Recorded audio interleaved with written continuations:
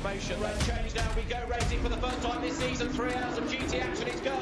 This is very tight as they come down. Group of cars coming in. This has all got trouble written all over it. This is G3 cars. Drop downhill there, head towards the Aqua Minerale. Imola, of course. There's another one off through the gravel. As wide as possible as they drop downhill, putting that from the inside line. Yes, oh, he did. Through he goes.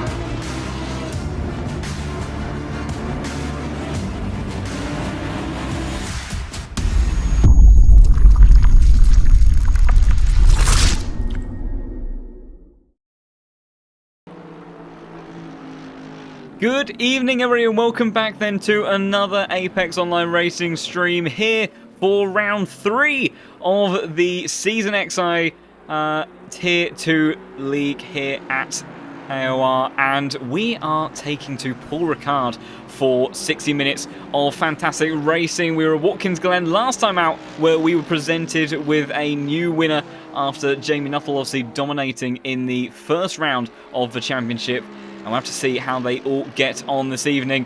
But joining me in the comms box once again is my good friend Tim. How are you doing, buddy? Good evening, mate. Yeah, doing well. I have a cup of tea at the ready, so hopefully silky smooth words from me all night long. And yes, it's actually quite a recent return to Paul Ricard. We very recently had the opening round of the endurance season, so it's yeah, a bit of a interesting one to see us back this soon. Some drivers would have been able to take advantage of a gross amount of hours on this circuit. So let's see if any of the drivers are outstanding this evening. Yeah, absolutely. That's always something that can really help kind of find those extra tenths of a second, isn't it? That when you've put in all those extra hours of practice and everything can help out, eke those advantages out. But an interesting thing that they may not have prepared for, we'll have to see how this develops, is right now, as we see on our screen, we're looking at the number 95 car making its way around the circuit at the moment in that big bad Mercedes. But we have rain here at Paul Ricard. Now, yesterday when we saw Tier 1, we had enough carnage and chaos in the dry, let alone for some wet, changeable conditions. And we'll have to see whether or not this weather does translate over to the other sessions of qualifying and the race. But we do have a fairly dead wind, and that's usually a bit of a telltale indicator of how changeable the conditions might be. And right now, it's some pretty hefty rain, so that could end up being quite a difficult challenge for these drivers to contend with if that carries over into our next sessions. To which it's bone dry qualifying, so that answers that one very, very quickly. But you never know, it could get wet again in the actual race itself, so... Yeah, without a doubt. It's there's still the chances for things to be rather varying during the race, but certainly at least for this qualifying session, it does appear that it is going to be dry. And leading the pack away for all of these drivers' first outings out on circuit is Jamie Nuttall, current championship leader. Very strong start to the season. Took a win at the season opener, then finished in second place last time out after a storming drive from Morgan McCall in the Mercedes. Unfortunately, I don't think we have McCall on the... Oh, we do. It's just he's not appearing on that part-time board. So we do have last week's winner currently still in the pits at the moment. But yes, the 540 car went from third to first in brilliant fashion in that Mercedes and ended up taking victory in the second round. But that 114 Honda has certainly put himself in a commanding position in the opening part of the season. He's 50 points clear of Krzysztof Makowski, who got that podium last time at Watkins Glen. He was very happy with that result. We got to speak to Greco after the race, and he's the sort of driver potentially, not just with the racecraft and experience that we know we've talked about, what he's gathered from Tier 1 from previous seasons, but in that BMW M4, it's not been the outright quickest of cars as of late, but in perhaps some changeable conditions, he might be able to take advantage of that and could be someone to watch potentially. Yeah, it's definitely... This is a circuit that I would say as well it does obviously have the back straight where lots of overtakes can get done. So if you've got decent acceleration, decent top end, you do stand a sort of a certain advantage. I would say very similar to what we saw last week at Watkins Glen, where you have a very fast Sector 1. So the back straight, I think, is going to be the main part of the circuit. But Sector 1 and 3 are both very technical. So some of these guys are probably going to be running a super low wing, trying to get as much speed on that back straight as possible so they can try and either go for the overtake or extend their lead and try and sort of nerf whoever's behind them in the slipstream. But if they're going to be running super low wing, they're going to have issues when it comes to Sector 1 and 2. So I think we could see a little bit of a shuffled order this evening. I don't think we're going to see any particular brand of car really running away. And I think if Nuttall wants to maintain his championship lead, he is certainly under attack now from the likes of Mikowski, Lipka, and McCall. I'd say, well, even Watson, they're not that far apart from each other. They are all really within a very close area. To be honest, the top 10, any of them with decent results could really see them jumping themselves up. So Nuttall's got to make sure he maintains what he's up to. I've just noticed that the track is only fast at the moment rather than optimum. So this might be a little bit of a hiccup for some people.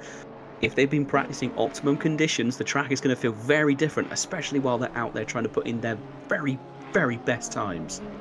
Yeah, absolutely. It's quite often something that they end up having to adapt in tyre pressures. Obviously, the grip, when it's not there, you do have to change how aggressive you are around the circuit. But tyre pressures, if you haven't got the same level of grip, you're not generating perhaps the same kind of heat and pressure in those tyres. If you get a bit more of a slide on, that's going to end up sending the pressures up. So it is a tricky thing for these guys to tackle. And coming back to that point of kind of the aero and all that sort of stuff with the setup, you're absolutely right that as a general rule, a lot of these top guys will end up using maximum wing just about anywhere, and there's a few occasions, very few occasions, where they end up choosing against that. And Paul Ricard is one of those tracks where they quite often do end up exploring those lower wing kind of setups to see if they can get straight line speed advantages. And we've seen that the Honda, the Mercedes, all absolutely rapid in a straight line, and the McLaren as well actually around here. Pretty handy car. And also, Grantis Korekas yesterday in Tier 1, one absolute star, one of our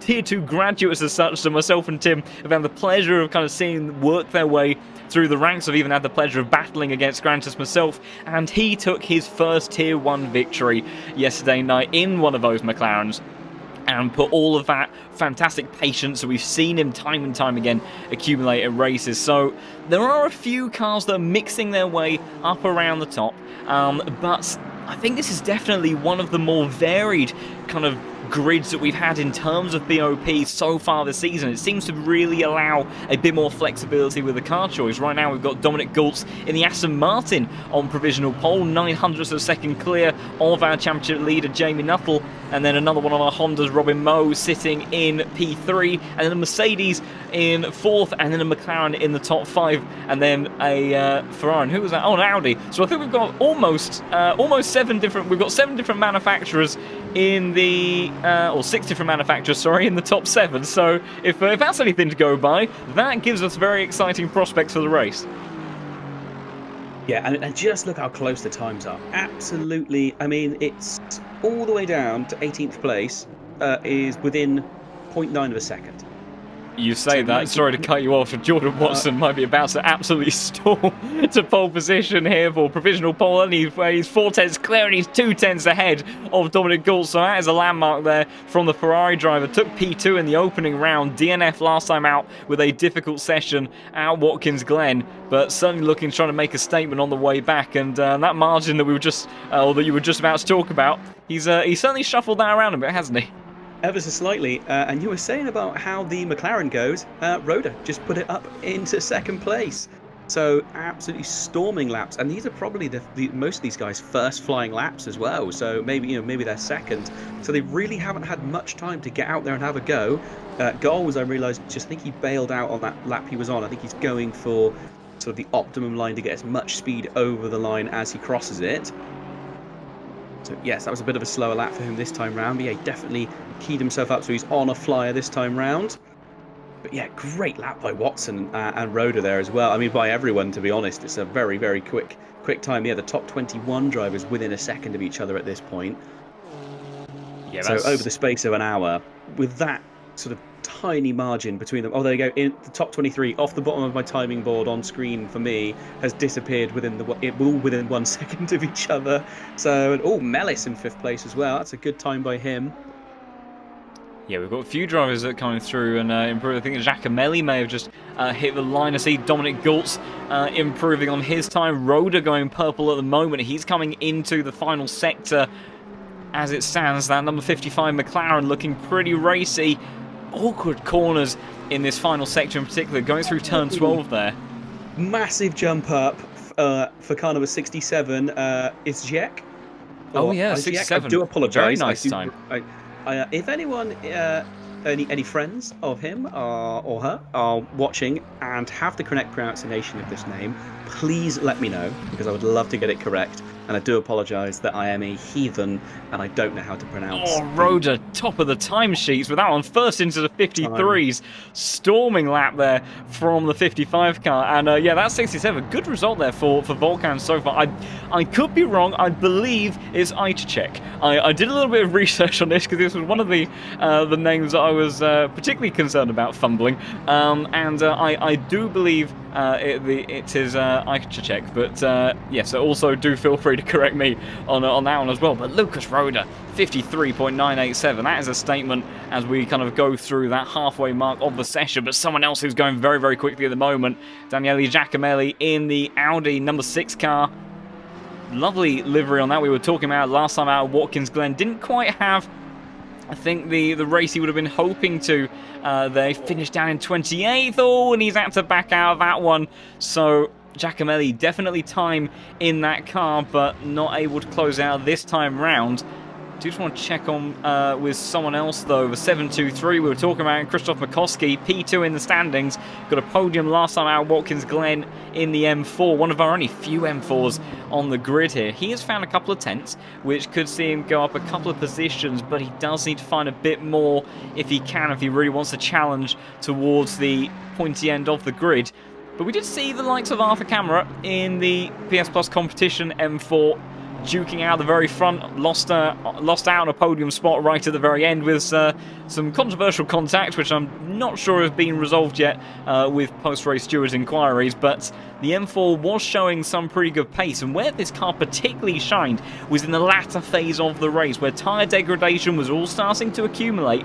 Camera visibly going through that fast right-hander of turn 10 was absolutely able to fly through there in comparison to the likes of Luke Whitehead and Yuri Petrichenko that he was battling with at the times, who were really struggling with their car in that phase. So that could be where the BMW ends up coming particularly strong, is in race pace. Krzysztof has found a couple of tenths still towards the line. I think it'll be a small improvement in position, and actually did find a little bit extra in the exit of the final turn, so goes up to P12. Obviously has opportunity to make overtakes happen here, but maybe would have wanted to be a little bit further up the grid. To be fair though, you see the same last week, not the best qualifying for him, but really, really climbed his way up the grid, didn't he? So 12th place for him may not be the end of the world. He is an experienced Tier 1 racer. I'm pretty sure he's done endurance racing before. In fact, I will double check on that right now. Oh goodness, yeah, he's done plenty of the sprint seasons. So he's an experienced racer. He knows his racecraft well. He knows how to work the car over a long period of time in a race. Oh, sorry to cut you off. Florian Duakop goes exactly in a dead heat with Lucas Roda for provisional pole. He absolutely was flying on the lap. I was just watching his time there, and then got it so nicely hooked up in the final part of the lap, but does a 53.987. But because Lucas Roda in the 55 McLaren did that earlier, Florian only ends up sitting in P2 for the time being. This is the man that started P2 last time out, but had a drive-through penalty for an incident in the season opener at Spa. So we know that this Unicorns of Love car on number 4 has got some good pace. The Mercedes has been very quick recently, but how absolutely nail-bitingly close as we go into the final part of this session. 0.03 of a second covering the top 4. Brilliant stuff from these Tier 2 guys. This level of like ridiculous closeness just gives us absolutely fantastic racing throughout the entire grid. It's not just a few runaway guys at the front. Yes, you always get a few people that the leaders do tend to pull away. They don't get caught up in the pack, but it means you see great battles the whole way through. Names to sort of think about last week. I think was it Thomas Jack had some great racing last week. Yorkie had some great battles as well. So that's Matt York, isn't it? Apologies. Yeah, there was some great racing all throughout the grid. It wasn't just the guys at the front. I mean, it was a bit of a runaway in the end for McCall. He managed to absolutely take it to the line. But yeah, I just cannot believe the times these guys are putting in. I struggle like mad at this circuit. I'm awful here. So to be fair, Roda though in the McLaren holding on really well, really holding on to it for the moment. I think he was at an outlap last lap, I presume, or a slow lap.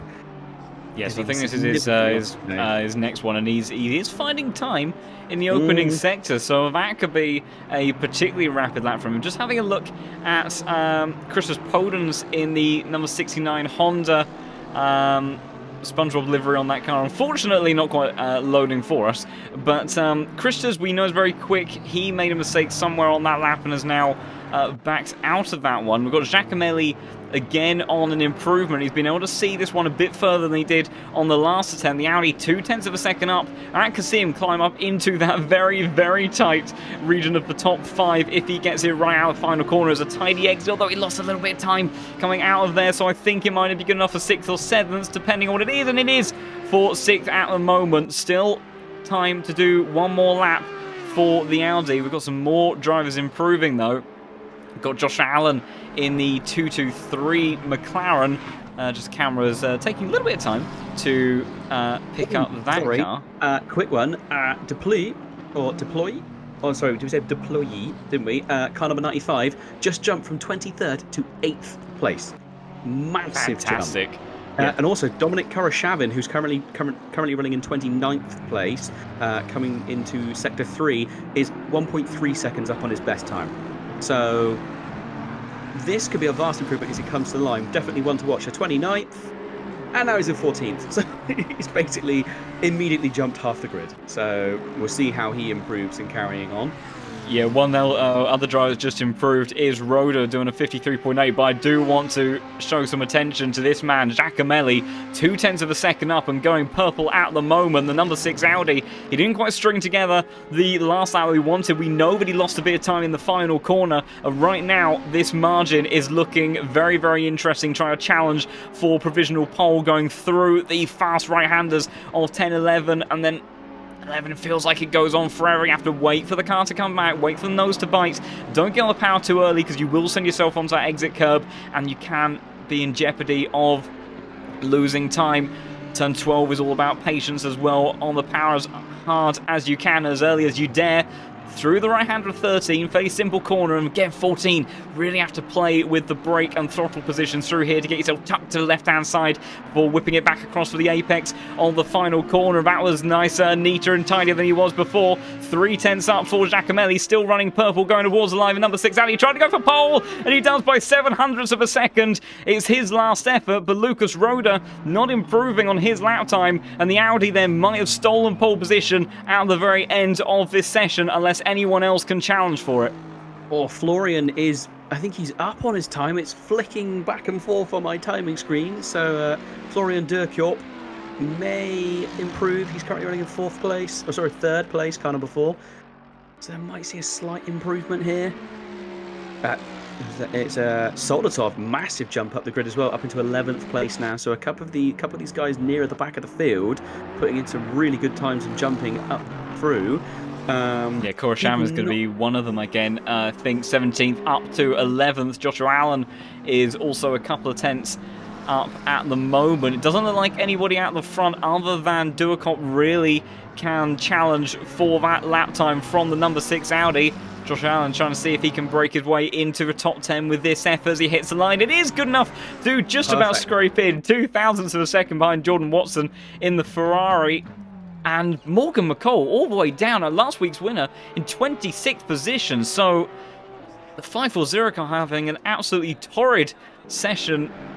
But the other Mercedes of Florian, he started on the front row last week. I'm not sure he's going to quite be able to repeat the effort. He's really flicking back and forth with this time. He doesn't need much in order to move up a position, but I'm not sure it's quite going to be enough. And he hits timing beam, and it's not slow. The Unicorns Love car doesn't improve in the end. And Daniele Giacomelli in the number 6 Audi storms to a fantastic pole position ahead of Lucas Roda in that session. Fantastic stuff there from him.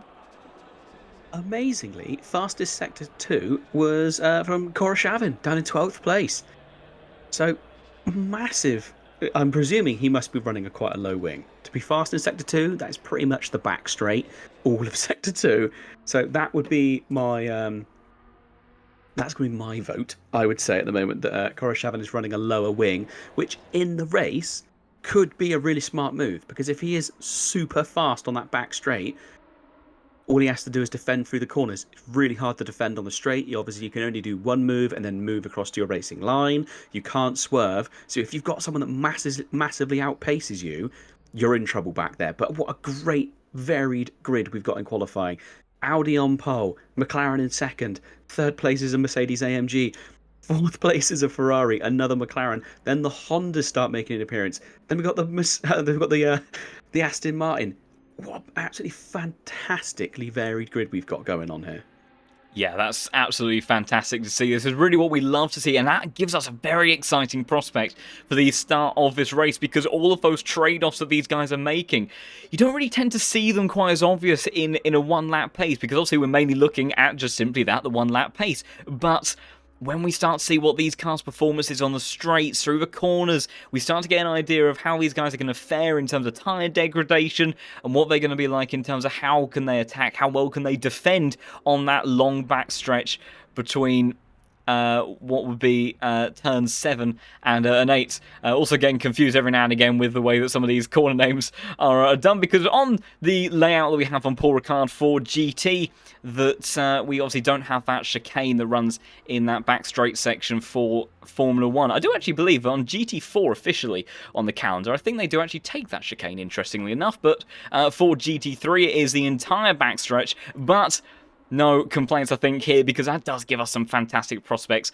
for overtaking into that very, very tricky right-hander at the end of that straight. But Daniele Giacomelli then doing all of the hard work in that Audi to get himself to the front row of the grid, and displacing the likes of Jamie Nuttall, who I think was both our poleman in Spa and Watkins Glen. So first time he has been not just away from that pole position spot, off the front row and all the way down in 6th position. So he has a slightly different viewing point of this start from what he would have been used to. But Giacomelli, brilliant stuff from him. Lucas Roda lining up on the front row with him in the McLaren, looking very, very quick. See what he can do off the line, challenging down towards turn 1. And also just looking at our weather, does look like it is going to be maintaining dry so far. And certainly at least for the first half of the race. Maybe something will creep in at the end. We'll have to wait and see, but these guys probably will be somewhat happy about that. Florian Duacomp, number 4, Mercedes starting in P3. Good stuff there from him. Another strong qualifying result for the Unicorns of Love car, and I don't believe, unless we get any penalties starting to flurry their way on the starting grid, I don't think he'll be quite hit with the sort of penalty he was at the start of last week's race, so hopefully he'll be able to stay in the mix for the front battle for a bit longer. I check in the 67 Ferrari, good result there from him, start in P4 with Nicholas Hertz in the Visserli Sports McLaren. In the 303 car, start in P5 with championship leader Jamie Nuttall starting alongside him on the 3rd row of the grid. Dominic Goltz, the first of our Aston Martins, and really the first time that we've actually seen an Aston Martin kind of competing at that sort of end of the grid, I think, in terms of qualifying pace. We've seen the likes of Salonen make his way into the top 10 in the opening couple of rounds, but in pure one-lap pace, the Aston Martin hasn't been quite so strong, so that's a good effort there from Dominic Goltz. Thomas Jack, who was looking very racy in the wet conditions on the practice on the run-up for this, he will start in P8 with Jordan Watson, the 147 Ferrari, a stronger position for qualifying for him this time around. Maybe not exactly where he would have wanted to be, but certainly better than he was last time out. Watkins Glen left himself a lot of work to do there, and it didn't end up quite going his way in the end. Joshua Allen rounds out the top 10 in the 223 McLaren, with Christian De Pluy in the number 95 Mercedes, starting just outside of that top 10 in P11, with one of our biggest movers in that qualifying session, Dominic Koroshavin, in that lovely Team Ballas Esport looking livery car. Very nice livery on that number 30. Konstantin Solstov, another Aston Martin, starting alongside him, slightly confusingly with a 911 number badge. Usually that does end up going to some of our Porsches on the grid, but that will go with the number, the car starting in 13th position. Ola Pitchik, another Aston Martin. In actual fact, we've got quite a gaggle here. Will start in P14. Kieran Patterson, the number 123 Ferrari, will start in P15 with fellow Ferrari Alessio Mellis, the Italian, starting in 16th place, with Neuwirth just behind them in the 63 Aston Martin, Anna Struch in the 88 to finish the 9th row of the grid, with Podens and Krzysztof Makowski rounding out the top 20. That 723 car well out of position, not too dissimilar from what we saw the likes of him start at Spa, and he made his way up the order there in fantastic fashion. And again, there are overtaking opportunities here, so we'll have to see what he can do. Then we've got Rachinov in the 24 Porsche. I think maybe our only Porsche on the grid this evening, and that's a little bit unusual in itself. We're so used to having so many Porsches dotted around the order, but that's 24 car alone for the German outfit. Kuderman, strong pace at Watkins Glen, not quite showing the same sort of speed here so far at Paul Ricard, but maybe can convert it in the race. Then Robin Moe in the 113 Honda, very nice BAR inspired livery on that car. We get a nice view of that. I have to say that went really unnoticed actually by me in kind of when we were flicking through liveries before, but this is a really nice one from Robin there. So great stuff from him. Jukka Terminen, our Lexus driver, who is representing the Japanese manufacturer once again, or I suppose partly owned by General Motors, I believe, hence the big bad V8 in that car. Mr. Jones in the number 9 will start in 25th, with last week's winner Morgan McCall all the way down in 26th. Awful session for him, but very, very quick. So have to see what speed he has got in that Mercedes to climb the order. Jay Fang, the number 14 Aston, will start in 27th, with Vince van Meerveld and Matt York rounding out the grid. And those two went toe-to-toe with one another last time out at Watkins Glen. Didn't quite end all too well at the very end of that race, so hopefully they'll have a bit more of a cleaner time throughout this one. But we have 60 minutes of fantastic action that's going to get underway shortly, and I cannot wait. Who do we have that's still sitting in the pits? Car number 141. Oh, that's Pitchik. Pitchik was... That's a massive shame, because he... Yeah. Where is Pitchik running in the Chowville Championship? I'm being very blind here. He is 30th in the standings, but he was starting P12 on the grid, so that's a disaster for the Team Ballas Esport Aston Martin. And he did initially pull away, so he didn't forget to grid in time or anything. But yeah, for whatever reason, he may have forgot to change his setup. He may have been still running the same amount of fuel for qualifying, so he may have only had maybe 3 laps in, and obviously decided it was quicker to just start from the pits than go from there. We've all made the mistake before. It does happen. Just quickly before the race starts, we're seeing in the YouTube chat people asking any of the British drivers. Someone wants to cheer on the home team. Jamie Nuttall is British. Jordan Watson, Jack Young, Thomas Jack in there as well. Yeah, Matt York as well. Yeah, and Yorkie as well. So yeah, they are British drivers who want to cheer on some of the home team guys. Yeah, but that's it. Green lights, out off they go. Really good start by Giacomelli. Oh, Nuttall trying to go around the outside. He's possibly going to get forced wide though here. Yeah, it's getting very busy. And turn 1, isn't it? Florian Duacont flirting with Lucas Roda on the entry turn 1. They're making it through cleanly so far. Nicholas Hertz getting a little bit bumped around in the background with Itacek, but I think they've all managed to get it through there. Certainly a lot cleaner than they did last night in Tier 1. We've got battles with the likes of Golds. Nicholas Hertz off on the entry down towards turn 3 and 4.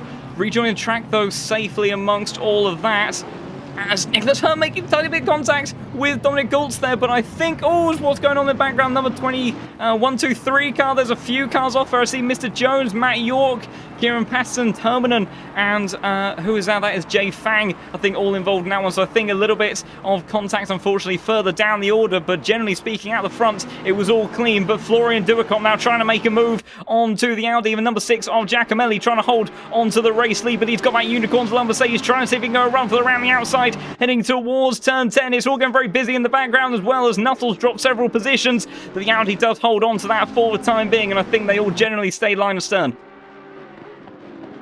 Fairly clean first couple of corners. I'm going to go back and just have a quick look at that incident that we did see. I couldn't quite see the car number. One of the Ferraris seemed to lose a little bit of grip and just collided with one of the other cars. It might have been the 1-2-3 of Kieran Patterson, if I remember. To see him down the order in that. There at the end of the back straight. There's another yellow flag that's just popped up. Who was that for? I think that might have been one of the cars involved in the first incident as well, to be fair. Yeah, that's rather unfortunate. Oh, see Mr. Jones go very, very wide on the exit of one of those corners. McCall has managed to make up a couple of positions in the opening lap, but he'll be certainly looking to try to gain some more. But Giacomelli then still leads. Florian Duacop is up into P2. Good start there from him. Roda, this top three actually breaking away from the rest of the grid fairly nicely so far. And you've got a bit of a battle going on between the likes of Nicholas Hurt and Ajacek for 4th and 5th, and another gaggle of cars around the likes of Jamie Nuttall and Thomas Jack, as there's a move potentially for Cora Chapman down the inside of Josh Allen. The Aston Martin does sneak his way through. That backs up the McLaren to the likes of Solstov just behind, who's trying to sneak in on this as well. When it all starts to go through the concertina effect, you see more cars going side by side through there in the background, and they head once more onto this drag race down the backstretch of Paul Ricard. So, lap 1 incident, go over that one. Car number 15, Ferrari, made a little bit of contact with one of the Ballast Motorsport Aston Martins, got offline and then tried to swing back towards the apex and did collide with car number 1, 2, 3, so would not be surprised if we see some sort of report on that one. Sadly, that car number 1, 2, 3 sort of innocently rotated while it was carrying on with its line. Yeah, we almost had a 3-wide moment between our top 3 drivers. Oh, it's Lucas Roda making a big mistake on the entry, and that's Nicholas Hurt and Ajacek once again going side by side in the background, going through turn 11. The McLaren trying to sneak through as the inside now, going in towards turn 12. I'm not sure there's anything that the Ferrari's going to be able to do about this one. In actual fact, he's got to be careful of the driver behind, as we see him locked onto the gearbox on the McLaren. Nicholas Hurt does make his way through, and the Ferrari does drop a position. That's Dominic Gulch trying to see if he can capitalise on any of this, but my goodness, that top 3 group all running down the backstretch and really opening up a gap over some of these drivers behind, and each one of them was looking very, very quick in a straight line. Giacomelli, as Nicholas Hurt actually takes the fastest lap, and that was with an overtake as well. So the McLaren, the 303, may be able to bring that train of cars further up towards the front. Meanwhile, Jamie Nuttall, our championship leader, trying to go down the inside of Jordan Watts. A little bit of contact between him and the 147, still side by side through turn 2, trying to stick around the outside. Contact on the exit. Thomas Jack now trying to get involved in this one as well. The McLaren trying to see if he can capitalise on all of this bumping around. This is exactly the sort of thing we saw in Tier 1 yesterday. He does. He sweeps around the outside of Watson, who ends up losing 2 positions in 1, but Jamie Nuttall then getting thoroughly stuck in and trying to see if he can reclaim some extra points out of this, because this is not a position that he is used to so far this season. No, battling out in the pack has not been what he's been used to so far. As you said, say with starting on pole twice and then his second place in the first and a second place. So just trying to see on that back straight, he is not getting away from Thomas Jack, is he? Thomas is not in the slipstream, I'd say, but got the Ferrari of Watson's tearing up behind him very, very quickly. That is definitely in the slipstream and is flying up behind him, maybe able to make a move here. At the end, it almost looks like he's giving Jack a bit of a bump draft and almost trying to help him go on. Oh, it's a big slide! Oh, Thomas Jack just about... No! Oh, the swing of momentum catches him out. Oh, that is so unfortunate. I really thought he was going to save that there. Thomas Jack, huge moment through the fast right-hander of turn 10. That sets... Oh, it's Florian! Florian's off! Florian is off at turn 11, that is. What on earth has happened there at the front? Thomas Jack now trying to rejoin on track as well. Let's see if we can catch what happened with the Mercedes. It was hunting down Giacomelli down towards turn 11. Is it on the entry? Number 6 can't go slightly wide. I have a horrible feeling it's going to be coming together here at the apex. Is it? Oh, and there is big contact there. Lucas Roda has to take complete avoiding action there. The Mercedes all caught up over the inside curb, and then that ends up resulting in him dropping down the order. Big mistake there from Florian, and he'll be seething over that error from himself there. And he's all the way now down in 25th position. So disaster for the number 4 car, who potentially sees another race-winning challenge slip out through his fingers. Yeah, really, it's easy to do. You just take a little bit too much curb here. I mean, there's so many areas of this circuit where you can really abuse the curbs, but you've got to be careful of those little yellow sausage curbs. They will chew you up and spit you out, even in the off-roader that is the Mercedes. Got to be super careful, and it just unsettled the front of the car. He couldn't turn in.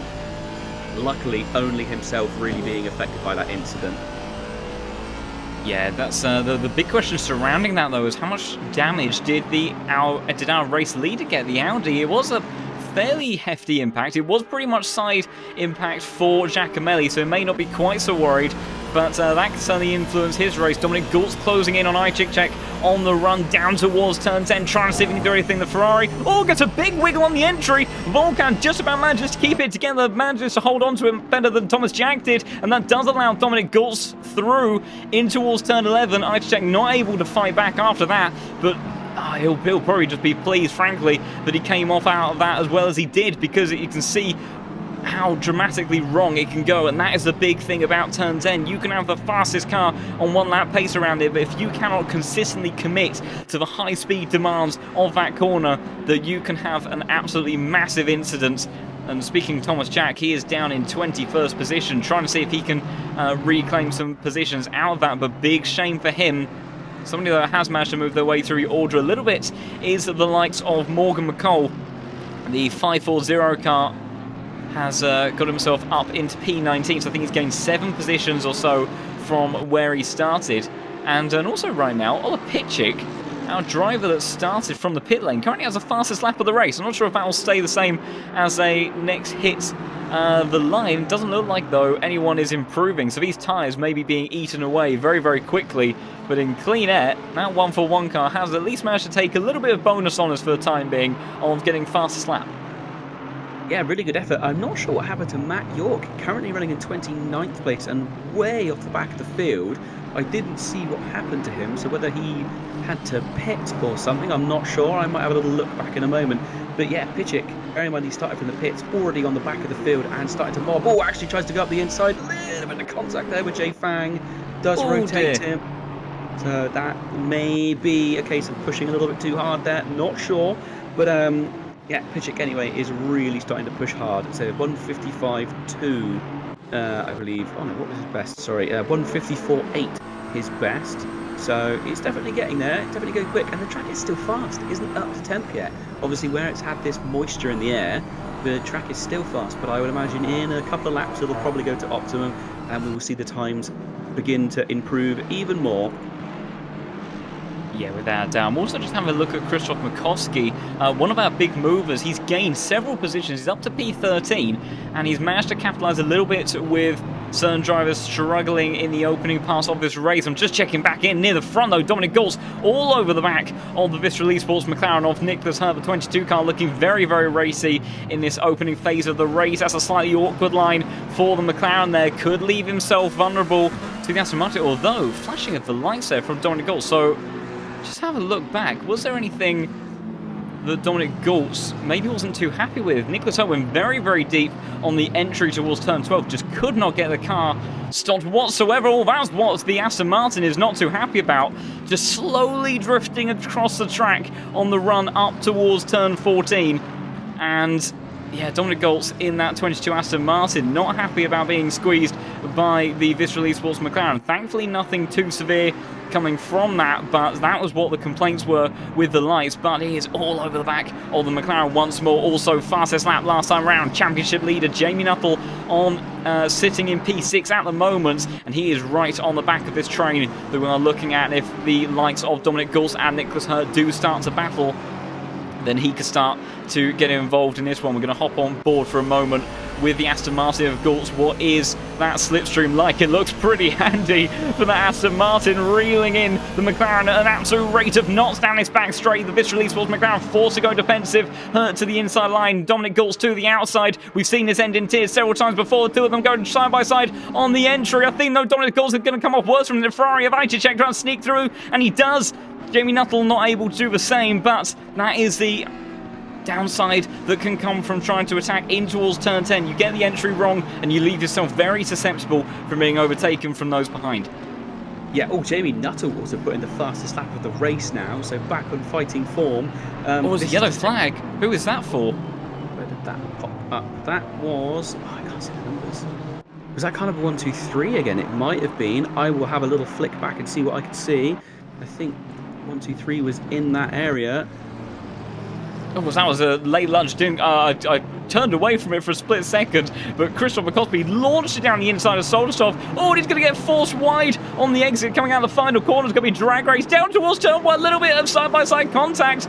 723, though, does just seem to have the run, though. The Honda of Poders trying to get involved in all of this. He's got a great view of the gearbox of the BMW just in front. I think Christoph, though, might be able to sneak his way through in towards turn 1. Soltov, though, doing a great job of hanging around the outside. The BMW carrying that momentum. Got to be careful about track warnings, though, on the exit there. Now, who is that getting involved? That is Robin Moe, now trying to see if he can get down the inside of both Poders and Soltov. That's going to get very, very busy.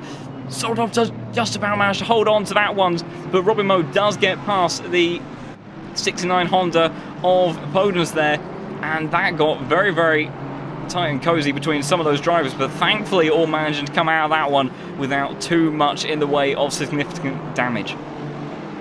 So, quick update on that yellow flag. It was car number 123, which is, I've just completely forgotten the name, Kieran Patterson, who we obviously saw had the incident in lap 1 where he got clipped by one of the other Ferraris. It was just a case of end of the back straight, ran a little bit too much outside curb. The Ferrari's very skittish on the curbs, and sadly it just rotated the car, and so he has pitted, presumably with absolutely ruined tyres. Yeah, that's unfortunate. What can happen is, meanwhile, good drama at the top end of the circuit. Poders, Robin Moe and Soltov all in a drag race heading towards that fast right-hander of turn 10, but just about managing to get through there cleanly. Robin Moe ended up dropping a position in all of that. Several drivers going wide there, and they really need to be careful about track limits here. It so easily stacks up, and these guys have got more than 3/4 of the race left to go, so they really cannot afford to flow with the track limits all too often. Meanwhile, battle for P4 is starting to turn into a little bit of a triple fight between Itacek, Dominic Goltz and Jamie Nuttall. Dominic Goltz, good run out of the final corner there, trying to see if he can force the issue on the Ferrari on the entry towards turn 1. Volkan forced to go defensive. Jamie Nuttall, though, late dive towards the inside, hugging the apex on the inside of turn 1. Dominic Goltz, good defense around the outside, though, but good exit from Jamie Nuttall, our championship leader in the 114 car, now trying to go on the drag race down towards turn 3 with the Aston Martin, who is more confident on the brakes. Is very, very close on the entry, just about giving each other enough space. Little bit of contact, though, through 4 and then into 5. But that's going to lose a little bit of the slipstream effect for Dominic Goltz there, and that might give Jamie Nuttall all the advantage he needs in that Honda to make a move. Itacek breathes a sigh of relief as these two drop back away from the Ferrari. But what has that Honda got in a straight line? I think the answer is pretty clear. He is gaining already in the very early section of the straight and really starts to mount up a huge amount of speed on the run up towards the hill. The Honda is so fast in this current version of the game, and Jamie Nuttall trying to see if he can do something on the Aston, although as soon as he comes out of the slipstream, does start to hamper his attack towards turn 10. And the Aston Martin does hold on to it for the time being, but these two, I think, are going to be battling for several more laps to come, although that was a big moment on the exit there for the Honda, almost losing the car. In actual fact, upsets his entry towards the next corner. Jordan Watson trying to sneak a nose up here, but unable to do anything for the time being. Yeah, I think between Volkan and Goltz, that was, I almost want to say, maybe might be reviewed slightly into turn 1. I'm not sure. It felt like the Ferrari may have moved maybe more than once or twice going down the straight, but far be it from me to judge on that one. I was in the helicopter cam trying to get a bit of a look at everybody. It did look like he went defensive in a few different directions, and I imagine Goltz, after the luck he's had so far this race with a couple of little bumps, and obviously we saw earlier on a big flash of the lights against the McLaren, kind of a 303 of hurt, would not be surprised if he makes the most. Oh, actually saying that, though, Nuttall tries to go around the outside. Not quite able to do it. It was a big move, but he's left himself wide open, and here comes Watson. Side by side now, just starting to get the overlap, but the Honda just starting to drag away. What's the Ferrari like on the brakes? Can't match him. Yeah, it's one of the weaknesses of the Ferrari. Oh, it's all over the inside curve. That's brave in the Ferrari. It really is a car that's like playing a bit of a lottery at the moment. I think some of them have described it as does not cope with the curves whatsoever. And now this will be a really interesting test. Let's go on board the front splitter of Watson in the Ferrari. So the likes of Koroshavin isn't too far adrift of the Ferrari either. And he's maybe not getting the biggest slipstream effect down this back stretch, but you can see just gaining absolutely nothing on that Honda is an absolute monster, but he's got more problems to worry about because Coruscant in that number 30 Aston Martin now trying to see if he can benefit from this double toe towards turn 10. Oh, but he's starting to build up speed though on the entry there, but I think Watson, if anything, and maybe he's gone a little bit wide. And trying to cover off Coruscant, constantly moving further and further to the right. That can get very, very dicey very quickly, but thankfully all managed to keep it together. Jamie Nuttall goes very wide, just up ahead, but wasn't close enough for those guys to pounce there.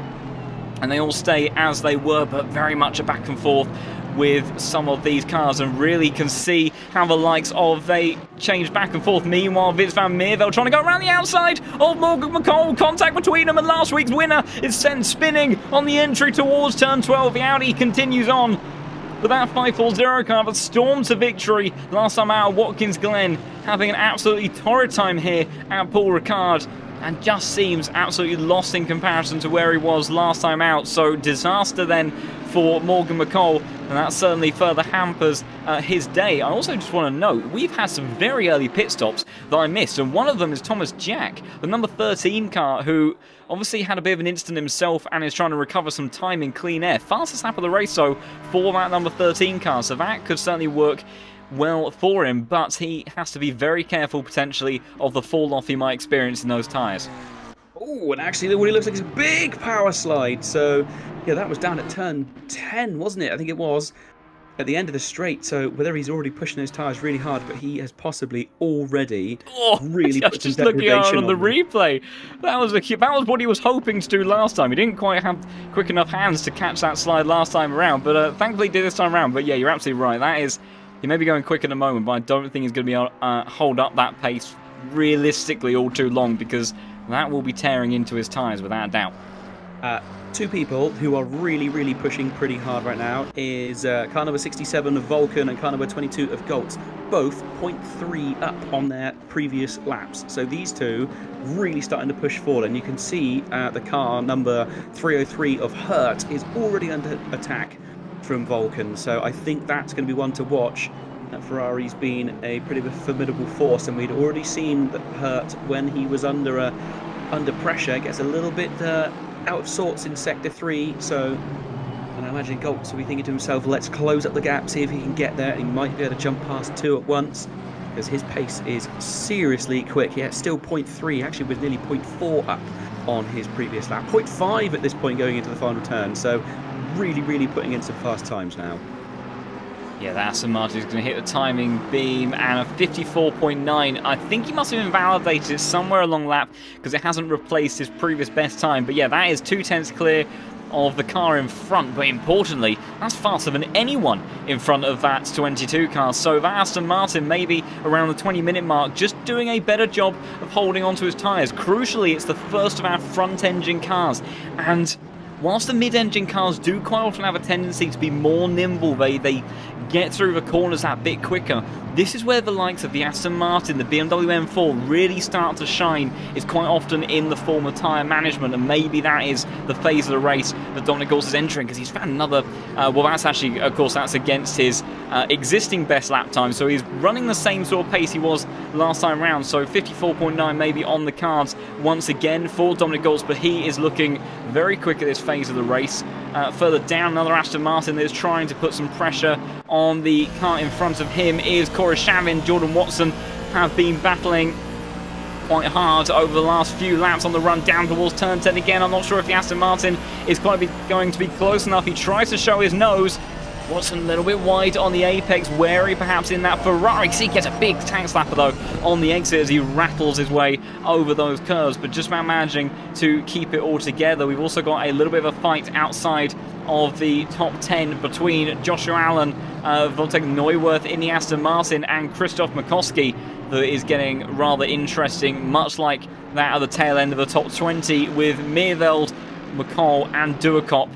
With two of these drivers being perhaps a little bit out of position in terms of pace. We know Florian has good pace in that car, but he really hasn't been able to bounce back from that mistake earlier on in the race in quite the way that he would have wanted, and perhaps I would have expected. He there would have been a little bit of damage left on that car, and he would have had some effect. Oh, as Morgan McCall dives towards the inside of Meerveld into towards the final corner, brilliantly slots on the inside, and Meerveld immediately bails out in towards the pits, as does Florian just behind. So that three-way fight quickly comes to an end. Very early pit stops, actually, for a lot of these guys. But, yeah, the Unicorn's a love car, the number 4.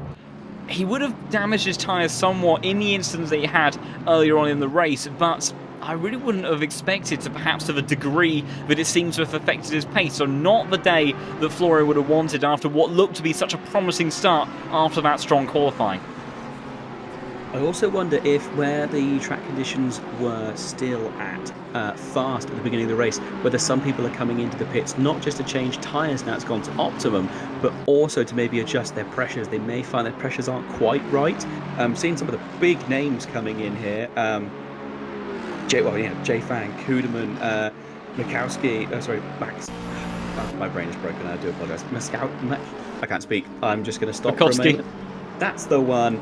Car 723, very quick driver coming into the pits, and he's got loads of experience, so he knows how far he can push tyres. One to keep an eye on might be the battle for 12th place, which is Soldatov and Podence. Really close together last time I checked in. Oh, such a huge slide for the number 69 Honda. That's not quite the way that he would have been wanting to do that. Between them, actually, at turn 10, he was on the outside and a little bit of a rub. They both managed to hold it together, but that really well driven there by Podence to not lose the car. I don't think it was anything malicious, but the two cars just got together a little bit. Yeah, just looking out on the replay now on the entry. Side by side, so difficult to run side by side through there. They did well, to be honest, to actually give each other as much room as they did, but then it was cutting towards that inside line. The Honda's so fast at the moment because it is so precise and agile and responsive to inputs from the drivers, but it's so easy to have that car disturbed and then suddenly have a mind of its own and throw yourself out. Almost feels reminiscent, actually, of the Porsche in a way. It used to be the case that the Porsche was rapid, and it still is, without a doubt, but rapid, and then as soon as it let go from you, it was almost game over, done with, because you had to have exceptional reaction times, but also just an understanding about how to save a slide in that car to really be able to stop that one from getting away from you. But yeah, that Honda just making a little bit of difficulty for Chris as he has made his pit stop. Meanwhile, just looking a bit out the front as all the gaps kind of open up a little bit for the first time in a while. Giacomelli, fantastic job from him. Last time round, a 54.9, almost matching his best lap. Not quite on the same pace as Dominic Goltz, although I must note again, that lap was invalid from Dominic, so he's had some sort of form of extension somewhere. He's got to be careful with track limits. And but the Audi has led since the start and is doing very, very nicely. Was put under pressure from Florian earlier on, but after that contact, it's a little bit tricky to tell kind of who was responsible for that. I'm sure there might be words after the race, but the number 6 has been able to maintain that lead. Roda sitting firmly in P2, and then we've got Nicholas Hertz and Itacek once again closing up. We saw a big wide moment in the background, actually, for the McLaren before the back straight. And again, going wide, so maybe starting to struggle with some understeer in that Visual Esports car. Wonder if anyone will dive to the pits, and Nicholas Hurt does, so I think he is very worried about his tyres. Nuttall in, so yeah, big stuff there from him. So he's trying to see if he can make that undercut work and gain an advantage on those in front, and he very much could, because the undercut is extremely powerful here, but he's got to be careful. The latter stages also seeing the likes of Watson, Joshua Allen and Neuwirth all coming into the pits as well. So we are at a very poignant moment of the race in terms of strategy, and for those guys who are around their area, they're going to be hoping that Dominic Goltz now, who has found himself immediately locked onto the back of the Ferrari of Itacek in front, that they're all going to be hoping, the likes of Nuttall and Nicholas Hurt, that these two battle really hard over the next couple of laps, because that will make their undercut even easier to be successful and try to benefit from these two fighting.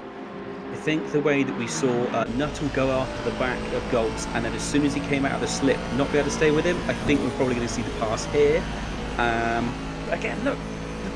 Oh no, here we go. There we go. The Aston Martin really starting to stretch its legs now, just starting to get away. If he can get a little bit further in front, he can close off the front of that Ferrari and claim the turn 10. And yes, there we go. Ferrari dives in behind, lets him go. So if you could just hang on through Sector 3, we've seen him be pretty clean, but he went very wide. That's going to be a track limit warning, I would presume, for him. So hopefully he hasn't clocked up too many of them, but he was determined to stay in front through turn 10 there. Absolutely no caution left. So that was a massive move for him to try and go hold it together, and just, I think, obviously held it enough. Big slide actually for Itacek on the, got hooked up on the curb. The Ferrari did not like that one bit, and now that puts him in a very difficult position potentially to be undercut. Meanwhile, I think there's been a swapping of position between Robin Moe and Andreas Kudemann. Where were they on the circuit? We got face for the tree. That's not very helpful. Down on the run towards turn 3, I think that is, and Robin Moe did manage to make his way past. But yeah, that mistake from Itacek, that may have several consequences, because the likes of Jamie Nuttall and all that running around in some cleaner air at the moment, and they might well be able to capitalise on that. Meanwhile, just looking in terms of those that have pitted, I think Mikoski has benefited in all of this, because he's come out in front of Joshua Allen and Neuwer, so I think he's actually got in front of both of those guys, which I think will get himself into the effective top 10. So he continues to run through the order, as meanwhile Kudemann and Robin Moe once again battling on the run up towards the fast right-hander at the end of the straight. A little bit of a wiggle on the entry for that BAR Honda inspired 113 car, but Kudemann then crucially able to regain that position. But for those, any drivers that were battling around these guys, this is exactly what they are hoping for, this ongoing back and forth duels that will be losing these times, because there's just no way to go side by side with somebody without running slower than you otherwise would. You do at least get the benefit of the tow from time to time, but just fundamentally in terms of overall lap time, it is never going to end up working out nicely for you. As cars are leaving the pit, Goltz managed to hold on to his position that he took over Itacek, but Itacek has exited the pit and now has... I'm going to wait for my timer screen to show up, because it's definitely wrong. It's showing... which Ferrari is that behind, or is that not on the same lap? He's got Ferrari in a 147 right on the back of him. Yes, here we go. It's starting to sort itself out, I believe. 147 of Watson. Yeah, all over the back of him. So he's already on. He's already had one lap at least of getting his tyres warm. And also a gap that really closed up in the pit was Koroshavin to Itacek. That gap absolutely tumbled down, but disappearing. That Koroshavin really struggling to get the tyres switched on as he's come through Sector 1. He's lost a lot of ground. They basically left the pits neck and neck. But here we go. Watson going to try around the outside towards turn 10. He's definitely got the run, but it's a little bit late on the straight to see if he can get it done completely. I think he might have the run. Yes, he has. Brilliant speed there in that 147 car. That was an out-and-out duel. What's that going on? Just behind, we've got the 723 Gas Mikoski versus De Bluey on the entry towards turn 10 there. The Mercedes making a little bit of contact there with the BMW, and they all just about managed to keep it pointing in the right direction. And we've also got more fights going on further down. Robin Moe, I think, just lost another position to Soldatov. That would have been with... Yeah, so on the entry to turn 10 there, did manage to get through. I think, unfortunately, I may have pulled away slightly too early. Yep, because that is Soldatov now going around the outside of Kudemann, round in towards turn 12. Oh, there's several bumps of contact there. They almost got glued together, it seemed, as they went through there. And now the Aston Martin 911 car going very, very deep on the entry towards turn 14. That allows several cars through on the entry. This gets very, very tight. There's almost 5 cars now battling for this position. Oh, this is almost like what we had yesterday in Tier 1, where we had a 7-car fight for the lead. Soldatov loses out in all of that, and now has the likes of Thomas Jack, Alessio Mellis and a Struch all right behind him. Thomas Jack on the inside, trying to see if he can get past the Ferrari of Mellis in towards turn 1. Mellis still fighting on the outside in the 15 car of Struch, trying to see if he can go around the outside now of Mellis, and he may well have pulled it off. Florian having to get on the brakes there as he got a face for the Ferrari. There's contact between the pair of them. Oh dear, Florian and Mellis coming together in the background there. Disaster for the number 15, the Italian driver sent off by the Unicorns of Love car. I'm going to jump back on that one and go on board with the Mercedes there. We'll see all of this unfolding up in front of him and how much time he gained with all this jostling of position. You see as the Struch capitalising around the outside of Mellis there, and they all get very, very close between them, and then heading up towards next sector. They just came together on the entry to the next series of corners, and I'm sure Mellis will be absolutely seething after that. And dare I say, unfortunately, Florian, after a disastrous day today, he may well end up having another penalty coming his way, which he will not be happy about whatsoever with that. His day goes from bad to worse. I want to quickly point this out. The battle for first place is neck and neck. Oh, Solotov gets a drive-through penalty. So obviously we saw him pushing very hard earlier on, but obviously broken a few too many of those track limits. But yeah, the battle for first place now down to 0.1 of a second between them, as Terminal and Rashinov have come into the pit, so they're going to reclaim first and second position. But Roda all over the back of that Audi. The gap opens up ever so slightly, but through sector 3 those two were absolutely glued together. Oh no, sorry, that was my bad. For a moment I thought Rashinov had come into the pits for a second time. Hasn't. That was his first pit. Apologies. Also, something to note here, Jamie Nuttall, fastest lap of the race, and we kind of didn't quite see this to start with. His undercut worked beautifully. The driver that hasn't really been in kind of contention for the win so far this race, championship leader, now finds himself in P4 position. He's gained over the likes of Itacek and Dominic Gultz, and now he's all over the back of Nicholas Hertz. And that race leader, he's only a second and a half or so in front of this 114 car, so we don't know how these cars are maybe going to perform in the second half of this race now that the track has gone to optimal. Whether or not we see some of these guys having a bit more pace or a bit less pace than we did before, we'll have to wait and see. But Jamie Nuttall has certainly got himself in a prime position to try to fight for a podium, which, considering where he was in the earlier stages, would be a brilliant result if he can make it 3 for 3 in the opening stages of the season. That McLaren in front with the tow that he's getting from Roda is looking very, very speedy, so I think Nuttall may have to wait a bit of time, although somebody that's trying not to waste any is Koroshavin. He was absolutely glued to the back of Itacek on the run there towards turn 10, who is all over the back of Watson, but I don't think the Ferraris can do much, although Volkan trying to see if he can sneak up towards the inside. Koroshavin went wide in the background, but the 6-7 unable to do anything for the time being. Oh, he sends it down the inside in towards turn 12. Oh, but has a big wiggle on the entry there. Makes contact and collects Koroshavin in the process. Watson just about manages to hold on to it. Koroshavin fighting back now and giving a bit of a shoulder punch to the Ferrari, and they again in disaster, the pair of them going off. Oh, there's even further contact there between them. Koroshavin losing another position to Bukowski, who gains in all of that somehow. Koroshavin sent out of the way by Deploy. Chaos ensuing here, as now we've got Neuwirth trying to get past Koroshavin now, as suddenly all these cars have made their way into the top 10. Bukowski out of nowhere has made himself up towards 7th place. Lord knows how that happens. But now we've got Neuwirth trying to go around the outside in towards turn 1. Several cars moving around in the background. That's Joshua Allen trying to defend the inside from Deploy, who has got Podens for company as well. But my goodness, that all ended in disaster very, very quickly between each of those guys. And Deploy trying to see if he can send out the inside once more, but my goodness, just the concertina effect having an absolutely disastrous set of consequences. All arose originally from Volkan's mistake on the entry to the braking zone. And where did he end up in all of that? I'm trying to track down the Ferrari. Oh, he's retired to the pits. So he has called it a day there and there. But, or then and there rather. But, yeah, that is very unfortunate for him. And very unfortunate set of contacts that we had after that.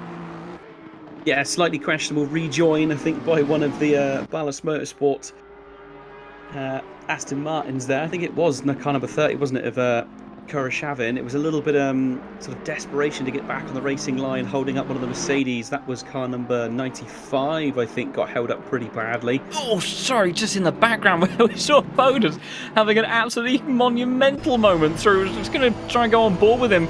This is through turn 10 now. He's going to go wide on the exit. You can see has to flick the steering wheel over to the left-hand side to keep that one together. That's how light that Honda is at the moment, and really trying to let go from the number 69 car sitting in P12. Well, battle for the top is still absolutely close, and someone that is catching up with this top 4 is Dominic Gultz. He is closing in slowly but surely. That Aston Martin just reeling them in. Maybe he's hoping that these guys are going to start battling and slow themselves down. At the moment, it doesn't appear that Guy Camelli is slowing down. He is managing to keep sort of maximum attack and not having to defend too much from Roda. But I don't think we're many laps away from seeing these guys close up on each other. It's going to take one mistake to shuffle the order. Oh, fastest lap of the race by McCall, running still down in 20th place at the moment, but at least he's got fastest lap on us at the moment with about 23.5 minutes left of the race. And it looks like he's pushing forward behind Meerveld as well, car number 29. Looks reasonably close there, I think. Yes, he's going to try and go around, sorry, got up the inside here. Oh, Meerveld completely had to back out of that one, didn't he? It was sort of one of those moves of it sort of just looked like he outbraked himself and then really had to come to a stop to avoid going off and beyond the curbs. But now coming onto that back straight, he is in the better position. He can jump into the slipstream of McCall, but it's really going to depend on how low a wing is that Mercedes running. And it would appear, by the way it's pulling away, don't think he's running a lot of wing there. Yeah, and another Mercedes is looking very, very feisty down his back straight. Is Florian Duicom, number 4, trying to recover positions after some of that contact, and was being a difficult day for him so far. Around the outside of Thomas Jack on the entry towards turn 10, and contact on the entry there. Goes very, very wide, manages to keep it all together. Does Thomas Jack? He's coming under pressure now from Ola Pitchik. The driver started from the pit lane, trying to see if he can make his way up in towards what would be 16th position. Duicom does manage to rejoin just behind, and they all managed to point in the same direction at the end of that, but that was getting very, very busy there. And you see the Mercedes, good straight line speed performance, but Florian again, unfortunately, makes some contact there. What has happened? Oh, what is going on at the tail end of the circuit? We've got Alessio Mellis running extremely wide, and I think there was several. He's got a lot of damage on the front of that car, so he was battling. That's Patterson in the Ferrari that was just behind him on the run towards turn 10. Patterson did manage to get down the inside. Was there contact on the entry? Mellis goes wide through there. Still okay so far. Was it down in towards turn 11? Oh, Mellis goes very, very wide on the entry. He was with Terminen, the Lexus, that was trying to see if he could find a way through in the background. Unfortunately, tags the Ferrari Mellis behind. I wonder if he was distracted by Patterson, who looked to maybe be very, very laggy during that whole exchange. And they just didn't quite see the Lexus there on his inside. I thought that was just my end, but no, yeah, I watched back the replay, and yeah, there was a big old glitch there from car number 1, 2, 3, wasn't it? And that would have been very off-putting for Mellis. He wouldn't have been able to attack because he wouldn't have known exactly where the car is. It appears to just have been one sort of spike. There's the overall levels of internet. We can sort of look at that from here in the. Oh, sorry to cut you off there. We've got Jamie Nuttall trying to challenge for the podium. Just suddenly got it, but that Delta came down out of absolutely nowhere. I wonder over gearbox Nicholas Hunt, not able to do anything about the McLaren for the time being. But yeah, Jamie Nuttall in that 114 car now starting to really make a push for the podium, as is Lucas Roda trying to go for race victory. So that battle that you were saying was looking like it could be a possibility is absolutely coming to fruition at the moment. Yeah, just about 20 minutes left of the race as well, and I imagine Goltz is rubbing his hands in delight seeing that Nuttall's caught up with the back of Hurt. This is exactly what he wants. He wants these two to battle. He wants to be able to catch up with the back of them. And say, Roda and Guy Camelli could really do with not battling too hard. They're both seemingly giving each other enough room that they can sort of stay ahead of everyone. There's a bit of a gap opening up, but that is not what can be said for the battle for third place. It is on, going down towards turn 1. Little look to the inside by Nuttall, just trying to show the nose, unsettle Hurt. Is it going to work through sector 1? Not sure. They're both keeping it together, and it looks like the McLaren was a little bit better through turns 1 and 2. So now just coming down towards turn 6. Oh no, sorry, turn 5. And again, they're both absolutely equal, and you just keep seeing Goltz just appearing in the back of the shot. But is Nuttall close enough this time on the back straight? Is he going to be able to get past? Is he in the slip of that McLaren? That's the only thing that McLaren, a very small car itself, doesn't create a very big hole in the air that you can drag yourself along with.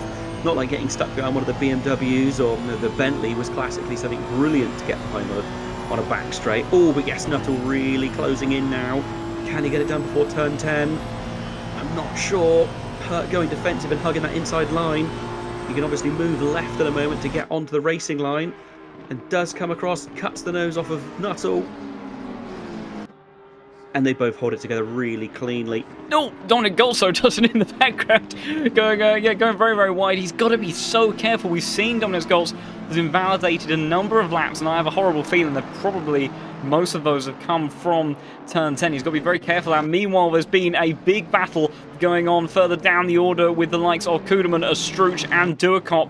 We're trying to keep an eye on several battles at once as pitching down the inside of Thomas Jack. He managed to sneak that one. See, he did get most of it done before they got there. Thomas Jack tried to hold a big slide from him on the entry to the corner once more. The McLaren not able to hold onto that one. But yeah, this fight has been raging on quite a bit between these drivers, but for the time being, they are all settled.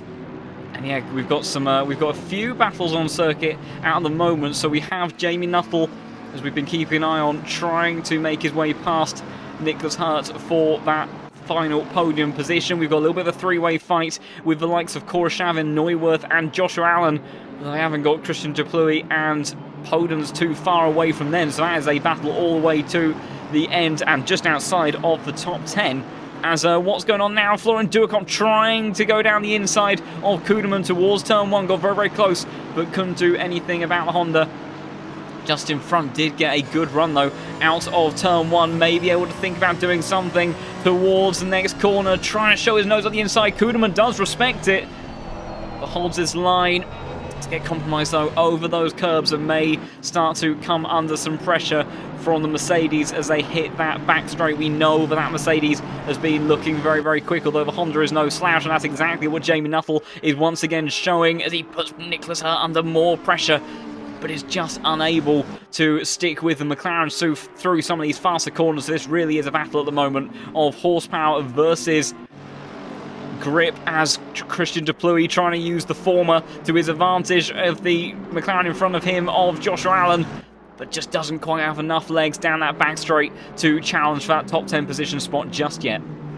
Possible move into turn 10. Yes, through goes Duacomp. Gets it done. And to be fair, it looked like Kuderman sort of really did realise that Mercedes was coming through and it was better to give him space, and they both get through. So brilliant little move by him. Obviously, my brain was a bit confused for a moment. I was trying to see where Duacomp had come from, but obviously he was in third place in qualifying, wasn't he? So he'll be devastated that he's battling outside the top 15. And the car in front of him, of Astrush, is no soft pushover. Oh, sorry to cut off their pitching just behind. So this is the battle just behind Duacomp. Almost sent around on the entry to turn 14 there. He sent out the inside of Kuderman. He wasn't quite giving him out of racing room I think he was hoping for. Almost spun it around, but just about managed to hold on to it. But now they've got McCole in that 540 Mercedes. Fastest lap of the race. He's had a difficult day so far, despite being our race winner last time out. But he's starting to get involved in this one as well. Well, 26th place he qualified in, up to 18th place, so that's a really, really good move. 8 positions gained. Oh, possible move here. Looks like Pichik is going to be going around the outside of Kuderman. And he's done it on the brakes. Oh, tiny bit contact. And Kuderman unsettled. And now, here comes McCall up the inside as well, just before the back straight. Squeezes Kuderman out wide. Oh, dear. And contact with Thomas Jack on the entry. Yeah.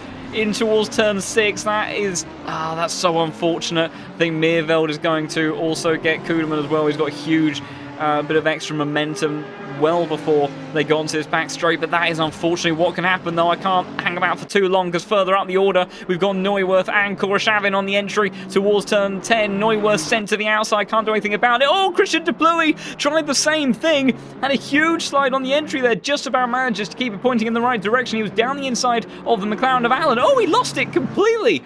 That is a very unusual incident. This is the sort of thing that the Mercedes drivers often complained about at Suzuka, going into 130R. A random sort of lift-off oversteer that you can sometimes have, and it's so difficult to try to get out of this car sometimes, and that really did bite the 95 on the entry there, but thankfully did not lose too much in the way of positions. But yeah, very much seeing, unfortunately, as drivers start to bounce around the order, as Nuttall and Nicholas Hurt side by side on the entry towards turn 1. Big contact there, but Nuttall, the 114 car championship leader, trying to see if he can get his way past the McLaren, and he does. Certainly forced the issue there on the McLaren, who flashes his lights. Not happy about that one, but he's got bigger things to worry about right now, because Dominic Gold's trying to go around the outside now in towards turn 3. Nicholas Hurt does hold on to the position, and there'll be a drag race once more as they go down this back stretch. But Jamie Nuttall, they were side by side on the entry there, and it just seemed like they came together almost a little bit like George Russell and I think it might have been Mick Schumacher's drive-through for Duacomp, who his day goes from bad to worse. The number 4 car He didn't start with the drive-through from steward penalties, but he's unfortunately managed to get himself one from track limits, so disaster for the Unicorns of Love car down in P15. Meanwhile, Dominic Goldsnow now trying to see if he can put pressure onto Nicholas Hurt, who after holding onto that podium spot for so long may find himself struggling outside the top 5. Jamie Nuttall playing tactics there, trying to give the toe to the McLaren to make these two fight even harder, and Nicholas Hurt does benefit a little bit from that, and he's able to hold back the Aston Martin for the time being. Really smart bit of driving there from Nuttall. We do know that he has a spotter, someone out there obviously giving him a hand. I believe it is his father giving him a hand with the extra spotting, and that is exactly where a spotter at this level of esports racing makes a big difference. It's not just, you know, letting you know what's going on in front of you or if there's any incidents. It's where to position yourself on the circuit, putting as much advantage to yourself as possible. But if Goltz can hang on the back of Hurt, I think we might see a change of position here. We've really seen Goltz catching up with the back of these two, just playing the smart game, trying to keep it clean. But he's going to be trying to get a podium position, and I really think he has got the pace to do it this evening. The Aston Martin looking really strong here tonight. Yeah, without a doubt. We've also just seen a couple of other moves and changes for position. Thomas Jack did a lovely move around the outside of Kuderman at the top end of the circuit, around the outside of turn 10, which has really been a move in the nemesis corner for that McLaren. He's had several moments on the entry there, but did manage to pull him off that time. Duacomp has come in to serve his drive-through penalty, and we also saw Mr. Jones and Soldatov battling very hard on the run up the hill. Soldatov coming out on top in all of that, but yes, without a doubt, Dominic Goltz now does seem to be in prime position, potentially to make a move. The Aston Martin's been very, very racy down this back stretch. Neuwirth also maybe I'll do something like Koroshavin as well, but we'll have to see. We'll have to take them one at a time and see how they all fare. So Dominic Goltz going on board with him in the Aston Martin, the 22 car, hunting down Nicholas Hurt once more, trying to see if he can do anything. I do actually need to just quickly check with Lucas Roda further up. He is absolutely locked onto the gearbox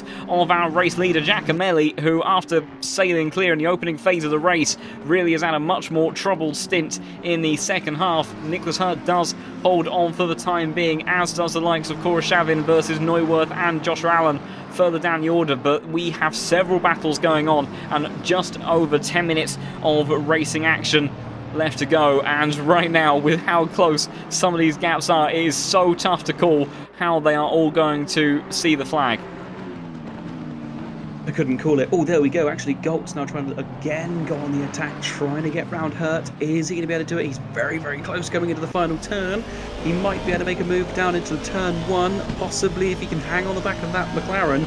It does seem like the McLaren gets up to speed a little bit quicker, but then the Aston Martin has a better top end. It just seems to start reeling him in towards the end of the straights, and is very, very confident on the brakes, Goltz. He's very confident. He knows that car's going to turn in every single time into turn 10. He's been big wiggle over the curb though on coming out of the exit of turn 2. So he's got some good qualities in that car, but maybe not quite as settled over those bumps he would like. But yeah, you're absolutely right. The Aston Martin has always struggled in acceleration. It's the McLaren isn't the fastest car in a straight, but yeah, the Aston Martin, that's always been a weak point of it. But with these BOP changes, straight line speed definitely something that's in favour of that car, and the brakes on the Aston Martin have always been incredible. So he is definitely going to be wanting to maximise that. Similar sort of distance again as they join that back straight, and again you just see the McLaren just eking away a little bit, but I think the Aston's got it this time. He's reeling him in. He's definitely in the toe. He is tugging onto the back of it. Can he do anything here? Oh, Hurt going super defensive. He's going to have to jig to the left at some point. Oh no, he's not. Goltz goes there first. Oh, I think he almost tried to go around the outside and just got unsettled, didn't he? Hurt rejoining sort of the racing line and just unsettled. There was no contact, but it was just enough to sort of cut the nose off and unsettle Goltz, and they will stay 4th and 5th for another lap, it would seem. But at this point, Hurt is really starting to sweat, I would imagine, trying to hold off Goltz, because we've seen him really push well. So he qualified in 7th, so he's gained a couple of positions. Yeah, Dominic Goltz has showed some really strong pace. The number 24 car, that's Rachanov, unfortunately has got a drive-through penalty, so another one of our victims of this Paul Ricard circuit. It's so close to the end as well, less than 10 minutes left to go. in this race, and unfortunately getting that penalty right at the very end. Meanwhile, last time round, Lucas Roeder 0.3 of a second faster than our race leader. These two have pulled away from those other guys behind. See, Jamie Nuttall seems to have quite firmly got himself in towards that podium position now, and probably will be looking just to bring that one to the end unless these two at the front really start to scrap. But this is the closest that Roeder's been in a while. If he can set himself up nicely through this next series of corners, does look like he's feeling a little bit more confident perhaps than the Audi at this point in the race. The Audi typically very good in some of these very slow speed, tight, agile corners, but then it's so easy to then lose the back end. The traction control system isn't the best on the Audi either. When it kicks in, it really does kick in and lose you a lot of time. So that may be something at the tail end of this race if the Audi is starting to struggle with tyre wear, where Giacomelli may be losing some of his time. Roeder gaining in the slipstream, definitely closest he has been in a long time, but I don't think he's quite close enough unless it's a late dive towards turn 10. Actually heard a little bit of hesitation in the throttle on the entry towards the corner, does not want to throw it away, and has a big moment over the exit curb actually through there, so just about managed to hold on to it, but he is all over the back of the Italian, who has really got to try to keep his wits about him and keep that McLaren behind if he wants to retain this victory. Meanwhile, further down the order, Podens going down the inside of Joshua Allen towards the very same corner. Allen sent very wide around those bollards on the outside, does hold the position. I'm not sure Christus will be too happy about that, because he did extend the track most definitely in order to hold the advantage there. As that's cool. Trying to get around the outside, trying to get around the outside now. Sorry, I was hoping there wasn't going to be any position change, but possible move here into the final turn. Not quite able to do it, but he is right on the back, and this is where we've seen the Aston Martin so confident on the brakes. Is he going to make a move into turn 1? Already moving over to the right-hand side, see if he can get a slight overlap and a stop Hurt from being able to take the main line. Not able to do anything, but he doesn't. Big cutback. Again. Oh, little bit of bumping. And they're still side by side on the run down towards turn 3, but I think the Aston Martin has the momentum. The McLaren showing his nose and the lights down towards the inside turn 3. Goltz respects it. A little bit of contact again between these two. The Visual Esports McLaren now sent towards the inside on an extremely tight line, going in towards turn 5 there, and does reclaim the position. Nicholas Hurd was not happy about how all of that played out, but he has fought back and sees himself back in towards P4. But I think he may very quickly have the Aston Martin to worry about once more, because Dominic Goltz is very close and closer than he has been on previous laps, as we see the hopping over the curbs on that right hand side of the track. But the Aston Martin really gaining now on the run up towards the hill. The Visual Esports McLaren, I'm not sure how much he's going to have to fight with. Finally, the 22 car does get a nose ahead going in towards turn 10, trying to hold the McLaren towards the inside, contact on the entry, and Nicholas Hurd fighting back, trying to hold it on the inside in towards turn 10. Oh, that's a switch back towards turn 11 from Goltz, and contact on the entry, and Nicholas Hurd sent around, full lock on the McLaren, and the pair of them somehow managed to keep it going. Well, there's something vaguely equivalent to a straight line at least, and they all maintain position in the end. But there is going to be heavy damage on the back of that McLaren, and he will not be happy with how that played out there. No, I mean, I did notice that Goltz did definitely let off the throttle after that contact in turn 11, but still, that doesn't matter. He still collided with the back of the car. It did seem a little bit like in towards turn 10, he was elbows out, trying to force Hurt to maybe get on the brakes a little bit sooner, but it didn't work. He just held it on. He knew it was his inside line, and he managed to just about keep it. So I think these two, it's pretty firm but fair, I would say, between them.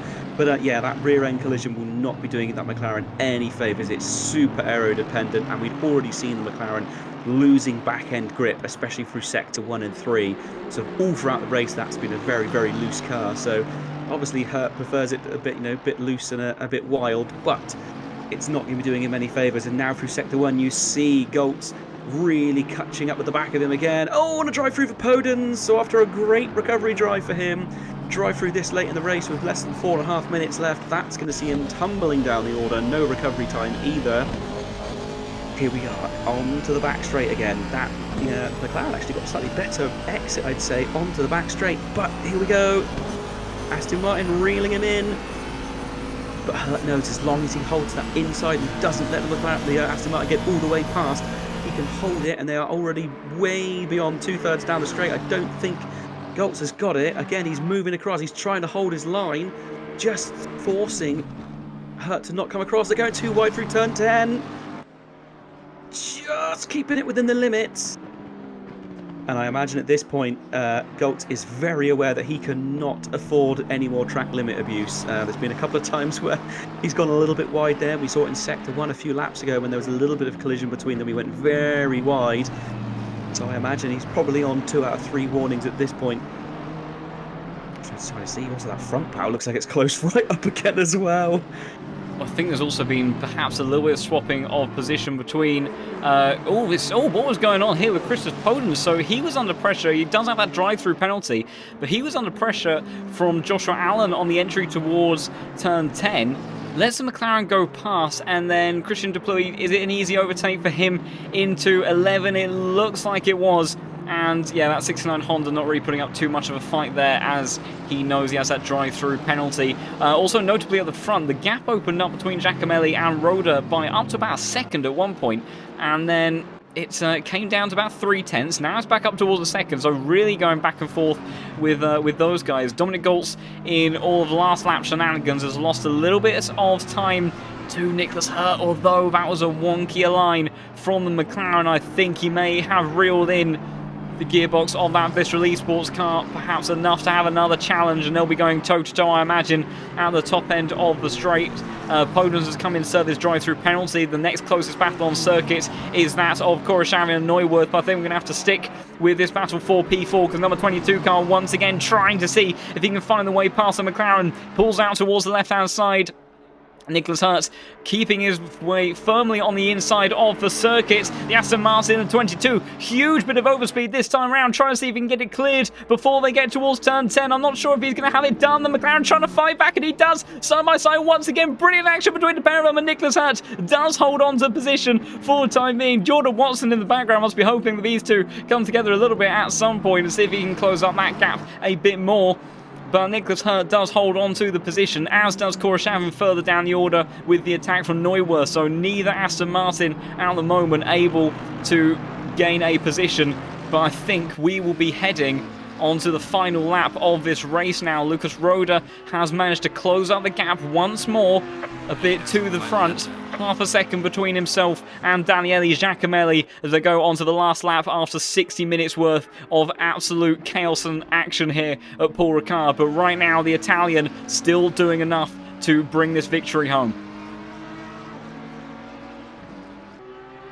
With this being the final lap, are we going to see a different tactic from Goltz on the back straight? Every time we've seen him go to the left, he tries to go around the outside. Obviously, Hurt is defending the right-hand side of the circuit furiously. So there's not many options. Are we going to see him possibly just try and stay on the back of him and match the speed and hope he can outbrake him into turn 10? He might almost be better off just sticking there and hoping that Hurt eventually flicks to the left to try and get the line. He might better dive up the inside, or possibly a move into turn 11 are we going to see. But the gap between them as they join the back straight looks fairly equal as it was before, although I think a slightly faster line on by Hurt this time. The gap not quite so small now, so I don't think the Goltz is going to have it by the end of the straight. These two obviously have had a couple of collisions between them, but to their credit, it has been fairly clean, although I think you might want to cut back to the battle for first place, because that is really, really close again. Yeah, these two are going at it. Lucas Roda desperately trying to make a move. Oh, I do just need to quickly check with Dominic Goltz and Nicholas Hurt, though. Once again, the Aston Martin did manage to close up, but the McLaren does hold strong, and Nicholas Hurt in prime position to try to bring that one home. But this fight at the very front of the field, Giacomelli and Lucas Roda have been battling so hard in this second half of the race. The Audi driver has led since the very first lap. He took pole position, and he's got just one more corner to go. The Italian takes a defensive line on the entry. He's safe from attack from Roda, and he's safe to bring home the victory for round 3 here at Paul Ricard. Daniele Giacomelli takes a win ahead of the 55 of Roda, who takes a brilliant P2, less than half second between the pair of them. Jamie Nuttall, championship leader, takes another podium with a fantastic race from him to make it 3 for 3 in the first few rounds. Dominic Goltz desperately tried to get past Nicholas Hurt in the end, but was unable to do so. Watson Patterson takes P6. Makovsky, all the way from outside the top 20, finds himself in P7. He has had the absolute race pace of his life with all of that. And Neuwirth didn't manage to get Koroshavin in the end and did have to settle for P9. And I think our last battle to the line, it looks like, was McCall and Struch, who were very, very close together. McCall getting up to P14 in the end, but not able to do anything further. Patterson and Kuderman pretty close on circuit as well, but the Ferrari having settled for P19 at the end, and a little bit of a tussle at the tail end just outside the top 20 for Terminen, Solotov and Jay Fang, who will take those positions. And I think our last driver perhaps on circuit, Florian Duakop finishing in 24th position. Very, very difficult day behind the wheel for him. Not what he would have been wanting whatsoever. And I'm not sure who else the server is waiting for. And there we go. It does finish out there. But my goodness, Daniele Giacomelli, what an absolutely stellar, stellar drive from him. Led the field the entire way. It's a really hard circuit, similar to what we saw in race 1 with Nuttall. End of the race, it got pretty close, less than half a second between them. Roda as well, they got to be said, did an absolutely fantastic race, didn't they? Qualified in second, finished in second. So, everyone kind of did a really good effort of climbing forward. Some people had some really bad luck. Nuttall, the most positions gained, I think, inside the top 10, if I am correct.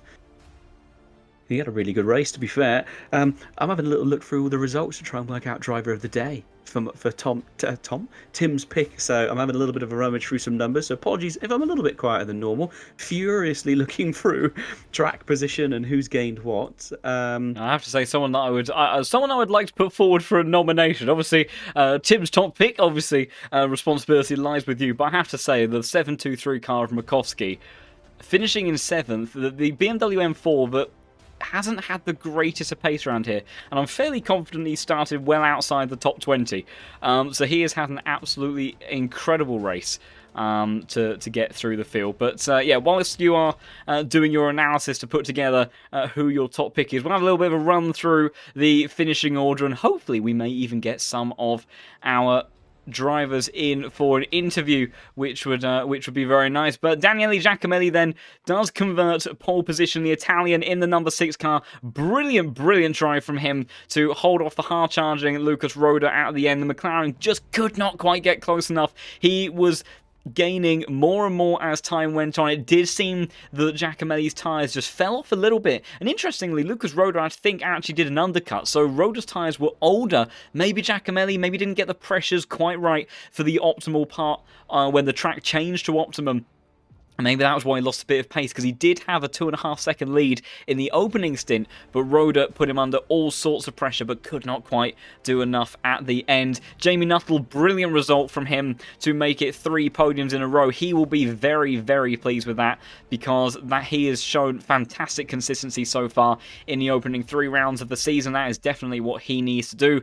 Nicholas Hurt finishes P4 after a very strong, maybe a bit too strong at times, battle with Dominic Goltz as they round out the top 5. Jordan Watson taking P6, with Makovsky with a stellar drive up to P7 in the end, with Koroshavin, Neuwirth and Josh Allen rounding out the top 10, all very close in the closing stages of the race. Christian Depluy will finish just outside of that top 10 order, finishing in 11th in the 95 Mercedes, with Robin Moe, Struch, McCall and Pitchick taking the next series of spots up towards 15th position. McCall did gain a lot of positions, mostly in the second half of the race. He didn't seem to really go anywhere in the opening part, but he took fastest lap in the end. He clearly had pace in that car. It just completely seemed to be not in the way that we would have expected after his outing at Watkins Glen in that first half of the race. So a difficult day for him, but with nice recovery to get at least some points. He'll take that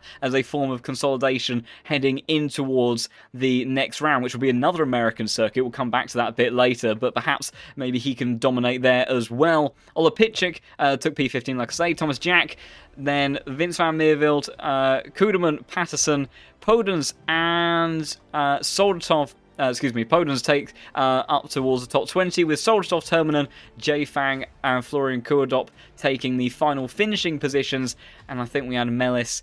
Melis retired at some point in the race. I'm not sure we caught when or why that happened, but the Ferrari, along with, I know we had Itacek and I think perhaps a couple of other drivers, unfortunately, retiring from that as well. So fantastic stuff there from our top drivers in particular. We've had so much intense battling on in tonight's race. Definitely some questionable moments of driving at time, but I think in comparison to Tier 1 yesterday, where Tier 1 there was definitely a lot of shenanigans, there was also complete carnage in Tier 1 at the very first lap, at the very first couple of corners, and Tier 2 once again showed those guys how to maybe take it a bit cleaner. We saw a little bit of argy-bargy at the tail end of the field through in towards turn 5, I think it was, in the opening couple of laps, but generally speaking, Tier 2, a very nice, clean and hard set of battles for this evening's racing. So now you've had a little bit of time to digest some of the numbers, Tim. Who are you potentially thinking will be taking your top pick of the day award? Now, this is a very difficult one. Obviously, as you said, actually, car number 723. He is up there in my ether. He is what I was thinking about. Amazing effort all the way from 20th all the way up to 7th place.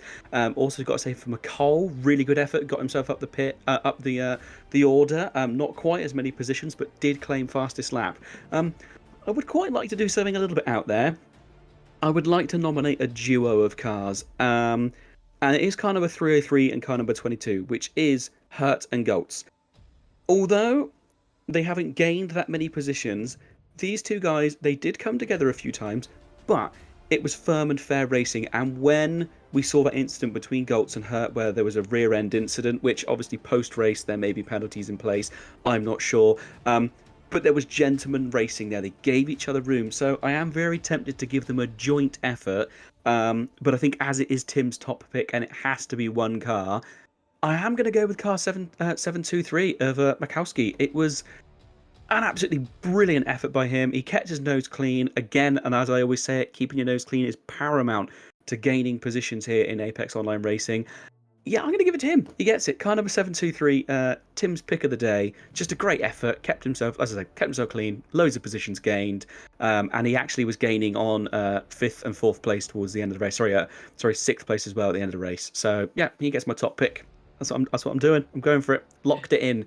The lock goes down. That's my choice. I think that's very well. Clearly, I approve of that pick. I have to say, I was very impressed with his drive, and it was relatively, I think maybe his opening laps, he was also very busy with kind of being whereabouts he was in the field, but generally speaking, I think he went for quite an early pit strategy. He benefited from a lot of the chaos of other cars battling, and once he got into that position, he just kind of streaked away. So he did have good pace, but he really did keep his head and use all of that experience and racecraft that he has gained through Tier 1 in previous seasons and really executed it brilliantly. And that has made, I think that's quite nicely put him in a position, I believe, to maintain his P2 spot in the championship. Jamie Nuttall will continue to pull away at the top, getting 3 podiums in the first 3 races. So brilliant stuff there from him. I think, the likes of Lipka, McCall, Watson did have a good race today as well, but he's quite a few points behind the likes of Makowski. Salonen, I don't think took part today. Melis DNF, Peachman didn't take part. Kurashavin, Nicholas. There's a lot of drivers well away from the likes of Makowski on total points hauls at the moment. So even though a couple of them did finish ahead of him in this race, I do believe Christoph will still firmly be in second place in the championship. And I think jumping up to P3 will be the likes of Watson, if I'm not mistaken. He sits on 88 points at the moment. Finished in P6, I believe. And yeah, it'll be close, I think, between him and Nicholas Hurt. There's not too many points between them at the moment, but there were a couple of positions separating them in the race. That might be enough to overturn that. But I think it'd be quite close between them for 3rd and 4th in the standings. But Jamie Nuttall continuing to stretch his championship lead with a a very controlled and calm driver. He was never at the very pointy end of the field to battle for the lead. Maybe if he qualified better, he could have had some sort of form of challenge, but he just kept a very calm and cool, collected head, used that Honda in the way that it was suited with the circuit, just pure out-and-out power, raw speed, kept his nose clean in some of those other scraps that were going on around him, played the strategy well, and got himself up to a well-recovered, very well-recovered spot at the end of that race. So, very good stuff there from our current championship leader. We haven't got anyone queued up at the moment for an interview, which is a little bit of a shame. Hopefully maybe someone will jump in for a late one as well, as someone else also actually pointing out, yes, of course, Lucas Roda will jump up the standings quite a chunk as well, so he will very much be locked in that fight for around third place in the standings. So, yeah, thank you very much. He's got a 5th and a 19th, so yeah, that's a really good effort. I think he's definitely going to get himself up. Where did Lipka come today? Let's have a quick look at that. He might actually jump past Lipka, because Lipka didn't participate, I don't think. So okay, right. So yeah, we might see him actually up in 3rd or 4th, quite possibly, depending on how other points come in. But yeah, it usually takes a little while for the points to come through. Sadly, a little bit too long for at the end of the stream. It tends to be sort of 10-15 minutes time. The times come through, and then we know what the championship looks like for definite, as my on-the-spot maths is shocking, so I'm not even going to begin to attempt to try and work it out for sure. Yeah, we can do some preliminary estimates, but there is also, of course, then there's post-race penalties on top of that, so we don't really have too much of a fantastic idea until we make our way to the next round. And speaking of which, we will be heading to Indianapolis, and that could be a very interesting circuit. Traditionally, as of late, the Ferraris have been very, very quick there. Now, our fastest Ferrari, generally speaking, at the moment has been Watson. Mellis on his day has also been very quick. Ajacek also was very strong earlier on in the race today, but didn't quite fare so well. Unfortunately, later on did end up DNFing. But watch out for those guys at Indianapolis, because that car has been extremely quick. And you know, with the likes, we haven't really got many Porsches in here either. So those cars could be very much at the pointy end of the grid, and if I'm not mistaken as well, that we will be going there for 90 minutes of action as well. So we will have our first 90-minute race of the season, and that just compounds all of those effects that we talk about of patience, tyre wear, all of those sorts of things that we see in these 60-minute races, that extra half an hour of driving very much starts to compound those sorts of things. And Indianapolis, very unforgiving circuit, much like Watkins Glen. You're quite often tight with some of the walls around there, and there are some places where you have to be extremely committed. There are treacherous curves, so expect fireworks at round 4 of the season as well. So looking forward to that one. Unfortunately, it doesn't look like we are going to have anyone joining us for an interview this evening, so I think we will end up wrapping up there. So it has been a brilliant evening of action then here at Paul Ricard, with Giacomelli taking his first win in Tier 2 and of the season. Brilliant stuff there from the Audi driver, with fantastic results for Roda and Jamie Nuttall, our championship leader, who extends his lead in the 3rd round as well. So great stuff from our podium finishers, and we will see all of them take to the Indianapolis circuit next time out for 90 minutes of action. Do join us same time next week if you want to see what all of the Tier 2 guys get up to, and also if you want to see how Tier 1 gets on, and if there is repeats of some of the chaos and carnage that we saw yesterday heading towards Indy, then do also join Rage and Jay on the Monday at 7:30 British time, and then you can join myself and Tim this time next week on Tuesday at 7:30 as well for all of the Tier 2 action. And if you do want to have a bit of a sneaky peek at some of the action yourself and maybe battle it out amongst some of these guys, then do head over to the apexonline.racing website and see all of the championships and events that AOR are hosting, not just on ACC, but across multiple different games and multiple different platforms. If you just want to be part of an enthusiastic sim racing and motorsport community, then do also consider joining the AOR Discord as well. So hope to see as many of you there next week as possible. And Tim, final words from you after that amazing race this evening. I never want to see the colour blue again. after all those lines.